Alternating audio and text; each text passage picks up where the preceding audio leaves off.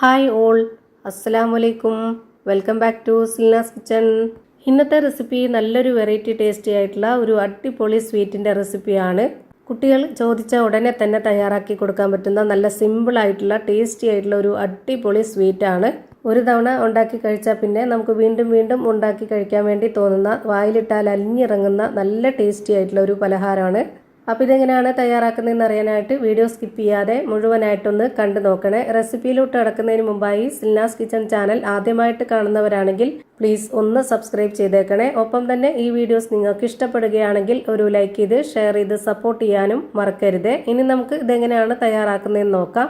അപ്പോൾ ഇത് തയ്യാറാക്കാനായിട്ട് ആദ്യം തന്നെ ചെറിയൊരു മിക്സിയുടെ ജാർ എടുത്തിട്ടുണ്ട്. അതിലേക്ക് ഒരു അരക്കപ്പ് അളവിൽ പഞ്ചസാര ഇട്ട് കൊടുക്കാം. പിന്നെ ഇതേ കപ്പ് അളവിൽ തന്നെ ഒരു 2 ടേബിൾ സ്പൂണോളം കൂടി വരുന്ന പഞ്ചസാര ഇട്ട് കൊടുത്തിട്ടുണ്ട്. ഇനി നമ്മുടെ പലഹാരത്തിന് നല്ലൊരു മണത്തിന് വേണ്ടിയിട്ട് ഒരു 2 ഏലക്ക ഇട്ട് കൊടുക്കുന്നുണ്ട്. അതിൽ കൂടുതലുണ്ടെങ്കിൽ ഇട്ട് കൊടുക്കാവുന്നതാണ്. ഇപ്പോൾ ഇതിൻ്റെ കൂടെ നമുക്ക് ഒന്നിച്ചങ്ങ് പൊടിച്ചെടുക്കാം. ഇനി അടുത്തതായിട്ട് ഒരു കടായി എടുത്തിട്ട് അതിലേക്ക് പാൽ ഒഴിച്ചു കൊടുക്കുന്നുണ്ട്. 250 ml കപ്പിൻ്റെ അളവിൽ 2.25 കപ്പ് പാലാണ് ഒഴിച്ചു കൊടുക്കുന്നത്. പശുവിൻ പാലാണ് എടുത്തിട്ടുള്ളത്. ഒട്ടും തന്നെ വെള്ളം ചേർക്കാത്ത നല്ല കട്ടിയായിട്ടുള്ള പാലാണ് വേണ്ടത്. തേങ്ങാപ്പാലിലാണ് ചെയ്യേണ്ടത് എന്നുണ്ടെങ്കിൽ തേങ്ങാപ്പാലിലും ചെയ്തെടുക്കാം. ഇതേ അളവിൽ തന്നെ എടുത്തിരുന്നാൽ മതി. അതുപോലെ നല്ല കട്ടിയായിട്ടുള്ള തേങ്ങാപ്പാലായിരുന്നാൽ മതി. ഇനി ഇതിലേക്ക് മെഷർമെൻറ്റ് കപ്പിൻ്റെ ഒരു 1/4 കപ്പ് അളവിൽ 3/4 കപ്പ് കോൺഫ്ലവർ പൊടിയാണ് ഇട്ട് കൊടുക്കുന്നത്. ഇതേ കപ്പ് അളവിൽ തന്നെ 1 കപ്പ് പാൽപ്പൊടിയും കൂടെ ഇട്ട് കൊടുക്കാം. പിന്നെ വീണ്ടും ഇതേ കപ്പ് അളവിൽ തന്നെ 1 കപ്പ് നിറയെ അരിപ്പൊടിയാണ് ഇട്ട് കൊടുക്കുന്നത്. വറുത്ത അരിപ്പൊടിയാണ് വേണ്ടത്.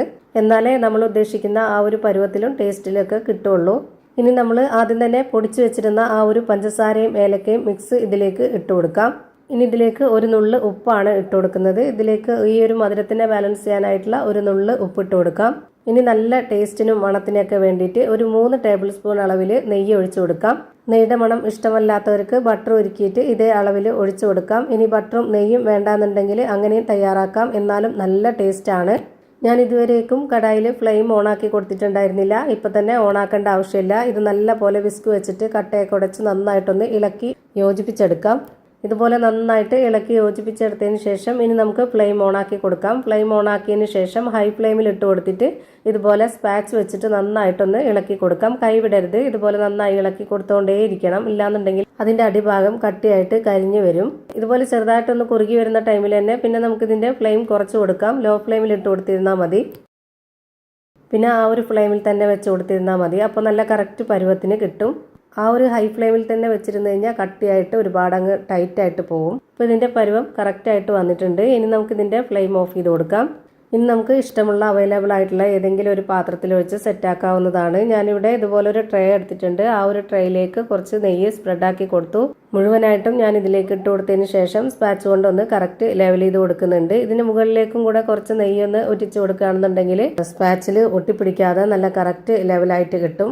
ഞാൻ ഇതുപോലെ കറക്റ്റ് ലെവൽ ചെയ്ത് കൊടുത്തിട്ടുണ്ട്. ഇനി നമുക്കിത് ചൂടോട് കൂടിയോ അല്ലെങ്കിൽ ചൂടാറിയതിന് ശേഷമോ ഒരു 10-15 മിനിറ്റ് ഇതേപോലെ വെച്ചിരുന്നതിന് ശേഷം എടുത്ത് കട്ട് ചെയ്ത് കഴിക്കാവുന്നതാണ്. ഞാനിപ്പോൾ ഇത് തണുപ്പിക്കാനായിട്ട് ഫ്രിഡ്ജിൽ വെച്ചിരുന്നതിന് ശേഷമാണ് എടുത്ത് കട്ട് ചെയ്യുന്നത്. ഇതുപോലെ ട്രേയിൽ തന്നെ വെച്ചിരിക്കണമെന്നൊന്നുമില്ല. നമുക്കിഷ്ടമുള്ള ഏതെങ്കിലും പാത്രത്തിൽ വെച്ചിരുന്നാൽ മതി. ഇനി നമുക്ക് ഓരോരുത്തർക്കും ഇഷ്ടമുള്ള ഷേപ്പിൽ ആകൃതിയിലൊക്കെ ഇത് കട്ട് ചെയ്തെടുത്ത് കഴിക്കാവുന്നതാണ്. ഞാനിപ്പോൾ ഇതുപോലെയാണ് കട്ട് ചെയ്തെടുത്തിട്ടുള്ളത്.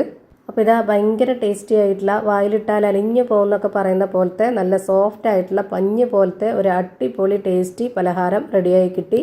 നമ്മുടെ വീട്ടിലേക്ക് പെട്ടെന്നൊരു ഗസ്റ്റ് വരികയാണെന്നുണ്ടെങ്കിലും അല്ലെങ്കിൽ വീട്ടിലെ കുട്ടികൾക്കൊക്കെ പെട്ടെന്നൊരു സ്വീറ്റ് വേണമെന്നൊക്കെ ചോദിക്കുന്ന സമയത്ത് പെട്ടെന്ന് തയ്യാറാക്കി എടുക്കാൻ പറ്റുന്ന ഒരു അടിപൊളി ഐറ്റമാണ്.